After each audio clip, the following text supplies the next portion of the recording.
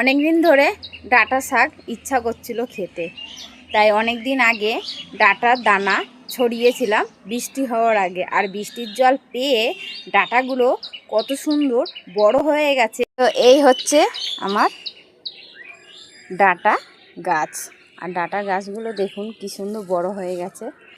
গাছের টাটকা সবজি আর টাটকা শাক খেতে কি যে ভালো লাগে, না খেলে বিশ্বাস করবেন। এই দেখুন শাকগুলো তুলে নিয়েছি, কত সুন্দর। এর মধ্যে নোটে শাকও আছে, নোটে শাকের দানা ছিটিয়েছিলাম আর গাছ হয়ে গেছে ছোট ছোট চারা। আর মা চিংড়ি মাছ দিয়েছে, চিংড়ি মাছ দিয়ে ভাজা খাবো, খেতে দারুণ লাগবে। ছাদের থেকে যে ডাঁটা শাকটা তুলে নিয়ে এসেছিলাম আর কিছুটা কলমি শাক দিয়ে, সেটা আজকে রান্না করব। কিছুটা তেল দিয়ে কটা কাঁচা লঙ্কা আর অর্ধেকটা পেঁয়াজ আমি দিলাম, দিয়ে এবার ভেজে নেব। চিংড়ি মাছ কটা দেব, আর এই ডাঁটা টাটকা টাটকা শাক চিংড়ি মাছ দিয়ে ভাজা খেতে কিন্তু ভালোই লাগবে।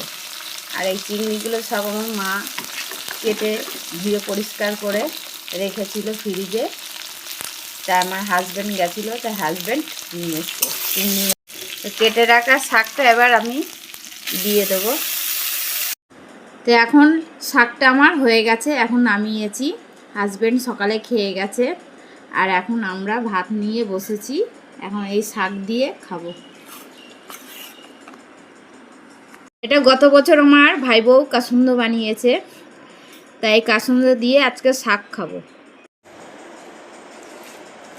তো এখন এই শাক দিয়ে আর কাসুন্দ দিয়ে খাবো, খেয়ে দেখি কেমন হয়েছে।